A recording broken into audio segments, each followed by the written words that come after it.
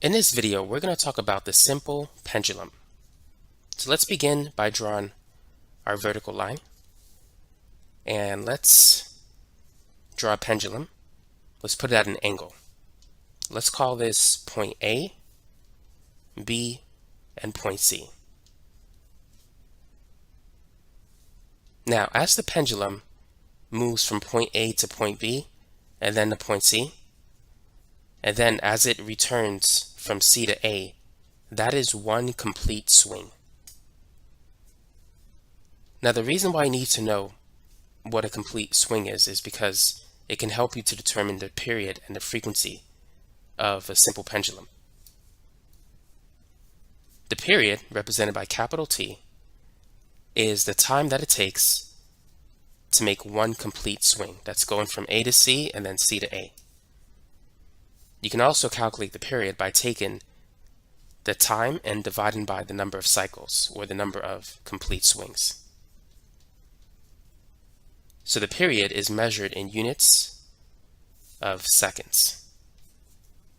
So it's the time that it takes to make one complete swing, or one complete cycle. The frequency is the reciprocal of the period.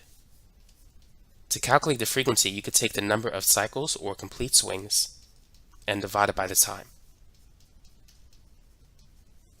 The unit of frequency is the reciprocal of the second. It's 1/seconds, or equivalently, hertz. So make sure you understand that the period is the time it takes to make one complete cycle, whereas the frequency is the number of cycles that occurs in 1 second. Now make sure that you're writing this down because you're going to use some of these formulas later when we work on some practice problems. Now, in addition to the formulas that we have on the board, there's some other formulas that you may want to add to your list. L is the length of the pendulum. The period depends on the length of the pendulum. The period is equal to 2 pi times the square root of the length of the pendulum divided by the gravitational acceleration. So G is the gravitational acceleration of the planet. So the gravitational acceleration for the Earth, as you know, it's 9.8 meters per second squared.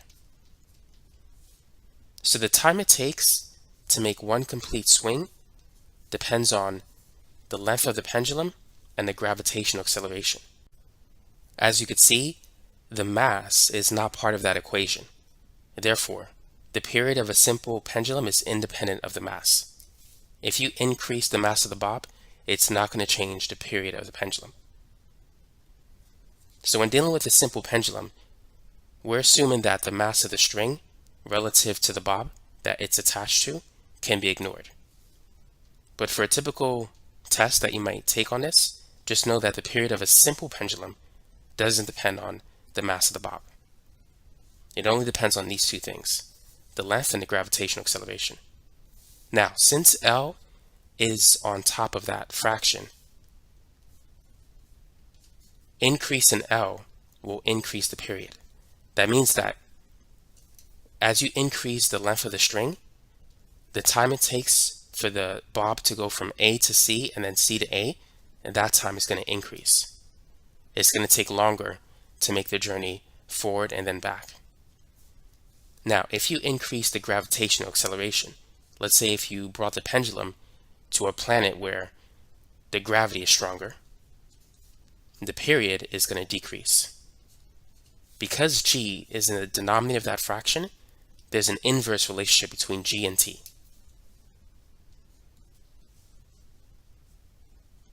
Now, to calculate the frequency, you could use this formula.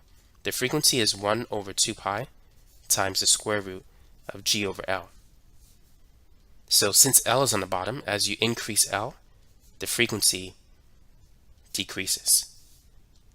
So the frequency, the number of cycles that occur in 1 second, or the number of complete swings that the pendulum makes in a single second, that's inversely related to the length of the pendulum. But if you increase the gravitational acceleration, the frequency is going to go up. So if the period goes up, the frequency goes down. And if the period goes down, the frequency goes up. So frequency and period, they're inversely related. Now let's work on some practice problems. What is the period and frequency of a simple pendulum that is 70 centimeters long on the Earth and on the Moon? So let's begin with a picture. So here is our pendulum, and we're given the length of the pendulum. It's 70 centimeters long, but we want to convert that to meters. So we know that 100 centimeters is equal to a meter. So to convert from centimeters to meters, simply divide by 100. And so the length is going to be 0.70 meters.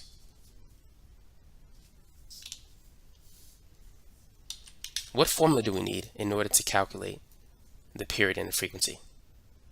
In this problem, to calculate the period, we could use this equation. It's 2 pi times the square root of the length over the gravitational acceleration. Now on the Earth, we know what the gravitational acceleration is. G is 9.8. So now we just got to plug in everything into this formula. So it's going to be 2 pi times the square root of 0.7 meters divided by 9.8 meters per second squared. So looking at the units, the unit meters will cancel. And then when you take the square root of s squared, it's going to become s eventually. And so the period is going to be in seconds. Now let's go ahead and plug this in.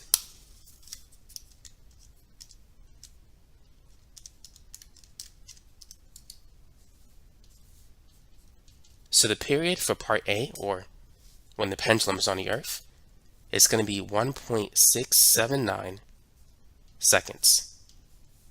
Now we need to calculate the frequency. The frequency is simply 1 over the period. So it's 1 divided by 1.679 seconds.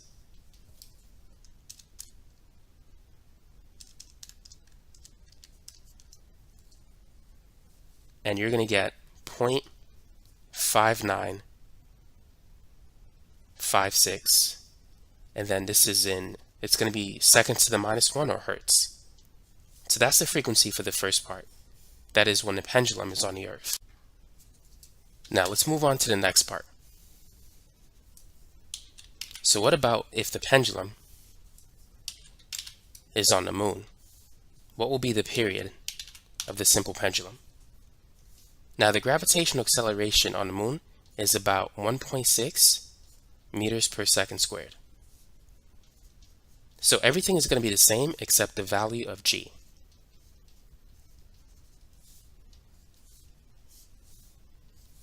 So g is going to be 1.6 instead of 9.8. So in the last problem, the period was, I'm just going to write it here. It was 1.679 seconds. That was on the Earth. Now the period on the Moon, let's call it Tm. Do you think it's going to be greater than 1.679 seconds or less than? Well, as we go from the Earth to the Moon, the gravitational acceleration is decreasing. And since that's on the bottom of the fraction, it's inversely related to the period. That means when one goes up, the other goes down. Or when one goes down, the other goes up. So g is decreasing. That means that the period is going to increase. So on the Moon, it's going to take a longer time to make a complete swing. So we should get an answer that's bigger than 1.679 seconds. So let's go ahead and plug this into our calculator.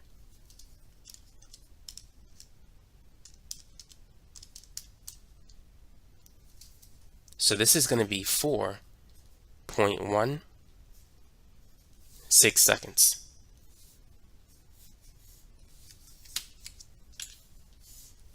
So as you can see, it's much bigger than 1.679 seconds. So as the gravitational acceleration decreases, the period is going to increase. They're inversely related. Now let's calculate the frequency. So the frequency is going to be 1 over the period, So that's 1 over 4.16 seconds.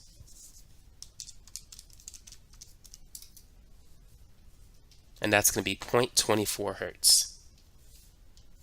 So that's the frequency of the pendulum on the moon. Let's move on to our next problem. A pendulum makes 42 cycles in 63 seconds. What is the period and frequency of the pendulum? The period is going to be the time divided by the number of cycles. So we have 42 cycles occurring in a time period of 63 seconds. So if we take 63 divided by 42, or 63 seconds divided by 42 cycles, we get that there's 1.5 seconds per cycle. So the time that it takes to make one complete cycle is 1.5 seconds. So thus we could say that the period is 1.5 seconds. So that's the answer for the first part of part A. So now we can calculate the frequency. The frequency is 1 over the period, so it's 1 over 1.5 seconds. And you're going to get 0.6 repeating, which we could round that to 0.67. And you could say the units are seconds to the minus 1 or hertz. So what this means is that there's 0.67 cycles that are occurring every second. So the units here, it's really technically 1 cycle divided by 1.5 seconds. And so you get 0.67 cycles per second. So that's what the frequency in hertz is telling you, is the number of cycles that are occurring every 1 second.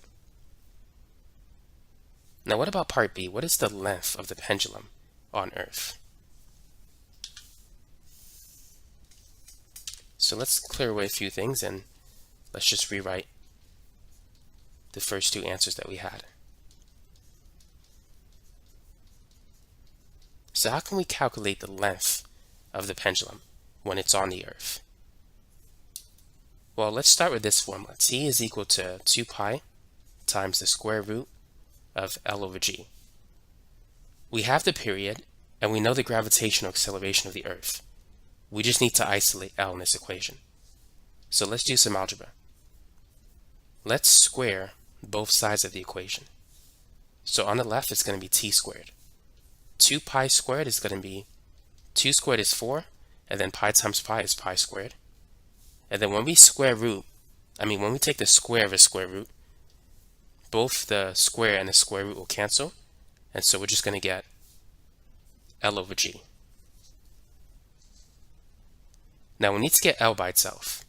So we're going to multiply both sides by G and then divide by 4 pi squared. By doing this, on the right side we can cancel G, and we can also cancel 4 pi squared. So we're just going to get L on the right side.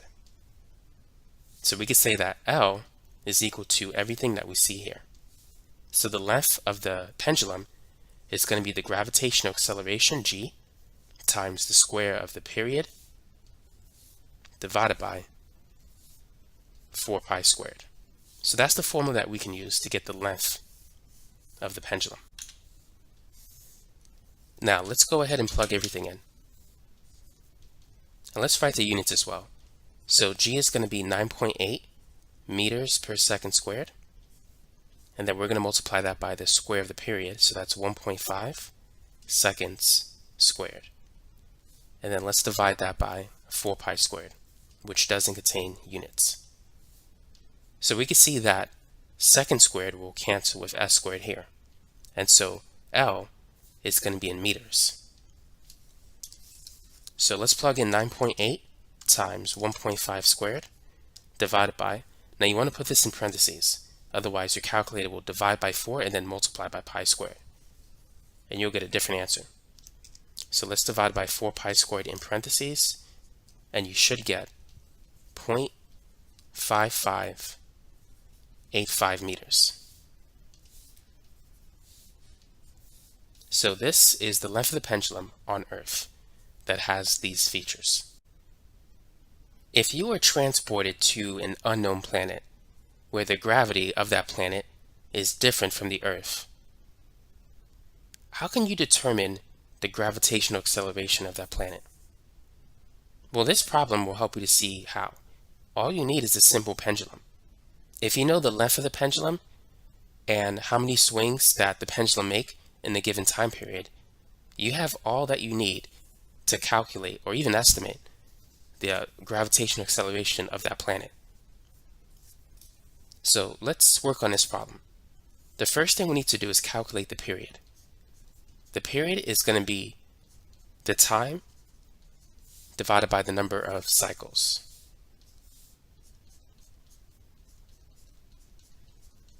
So this particular pendulum makes 28 complete swings or 28 cycles in a time period of 45 seconds. So let's divide 45 seconds by 28 cycles, and this will give us the period, which is 1.607 seconds per cycle. So this tells us the time it takes to complete one cycle. So it takes 1.607 seconds to make one complete swing. So that's the period. Now that we know the period, we could use this formula to calculate the gravitational acceleration. But we need to rearrange that formula. So like we did last time, let's go ahead and square both sides of this equation. So we're going to get t squared is equal to 4 pi squared, and the square root symbol will disappear, so it's going to be times L over G. Now we need to get G by itself. So let's multiply both sides by G over T squared. So the left side I'm going to multiply by G over T squared. On the right side, G is going to cancel. On the left side, T squared is going to cancel. So the only thing that we have on the left side is G. So we have G is equal to 4 pi squared times L, and on the bottom we have T squared. So this is the formula that we could use to calculate the gravitational acceleration of any planet using a simple pendulum. All we need to know is the length of the pendulum and the period, or the time it takes to make one complete swing. So for this problem, it's going to be 4 pi squared times the length of the pendulum, which is 80 centimeters, or if you divide that by 100, that's going to be 0.80 meters, and divided by the square of the period. The period is 1.607 seconds. And don't forget to square it.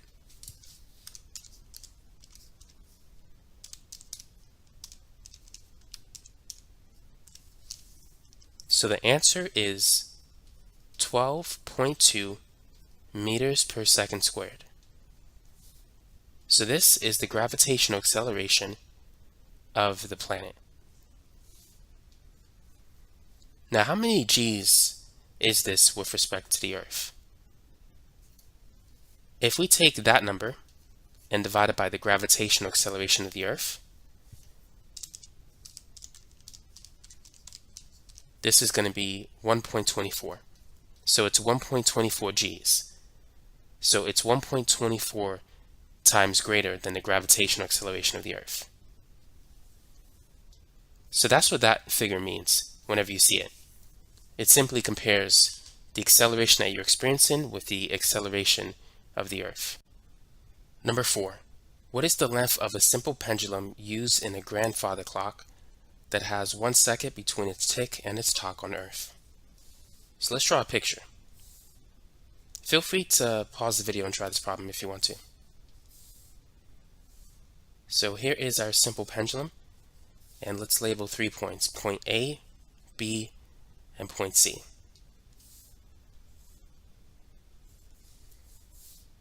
Actually, let's get rid of that. So it's going to take 1 second for the grandfather clock to go from A to C, where it's going to make the first noise, its tick noise. Then it's going to take another second for it to go from C to A, where it's going to make the talk noise. So it's like tick tock, and it just oscillates between A and C. So what you need to realize is that the period is not 1 second, but 2 seconds. It takes 2 seconds to make a complete swing. The 1 second is just, it's half of a cycle. It's going from A to C, but doesn't include the return trip. So the period for a grandfather clock is 2 seconds. So with that information, we can now calculate the length of the simple pendulum that is in the grandfather clock. And so we're going to use this formula. L is equal to gt squared divided by 4 pi squared. So on Earth, G is 9.8. The period for the grandfather clock is 2 seconds, and then divided by 4 pi squared. And let's put that in parentheses as well.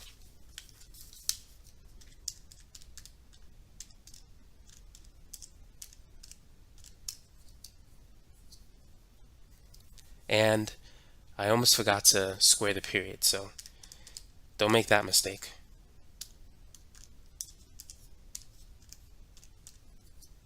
So the answer is going to be 0.993 meters.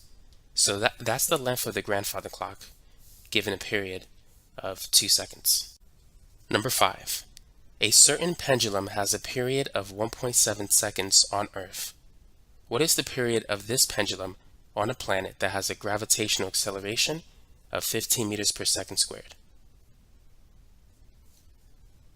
Well, in order to calculate the period, we can use this formula. It's 2 pi times the square root of L over G. But let's write down what we know in this problem and what we need to find. So the period on the Earth, let's call it T1. That's 1.7 seconds. Now we know that the gravitational acceleration on the Earth, we'll call that G1, is 9.8 meters per second squared. We wish to calculate the new period on some other planet, T2, and we're given the gravitational acceleration of that planet, which is 15 meters per second squared. So we have T1 and G1. How can we calculate T2 if we know G2? Well, let's make a ratio of this equation. We're going to divide T2 by T1. So if T is equal to what we see here, T2 is going to be 2 pi square root L over G2. Now the reason why I didn't write L2 over G2 is because L doesn't change. We're dealing with the same pendulum that was on the Earth that is now in this new planet. So therefore L is constant. We don't need to change the subscript for L. Only G and T changes. So T1 is going to be 2 pi times the square root of L over G1. So we can cross out 2 pi and we can cancel L. And so we're left with T2 over T1 is equal to the square root of 1 over G2 divided by the square root of 1 over G1. Now let's multiply the top and the bottom by the square root of G1.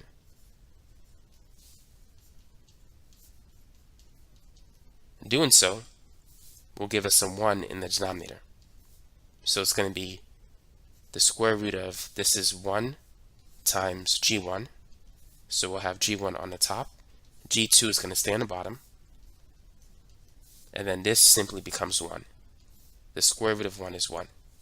So we could say that T2 over T1 is equal to the square root of G1 over G2.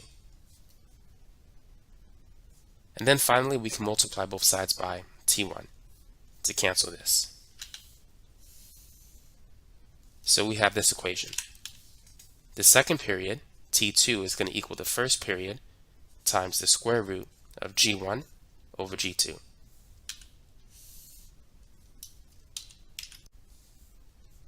Now let's plug in some values. T1 is 1.7, G1 is 9.8, G2 is 15.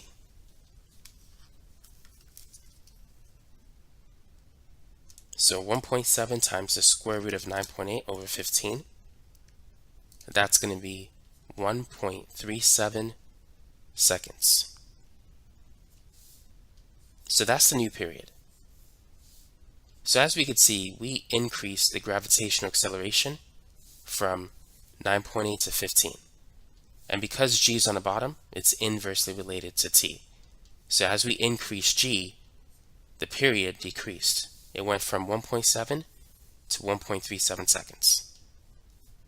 So these two are inversely related. Number 6. The period of a simple pendulum with mass m is t. Which of the following expressions represent the period of a simple pendulum with mass 2m?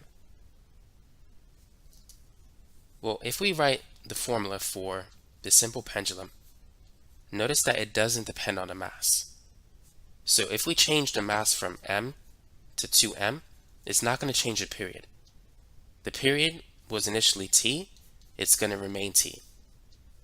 So for a simple pendulum, the period is independent from the mass. It doesn't change with the mass.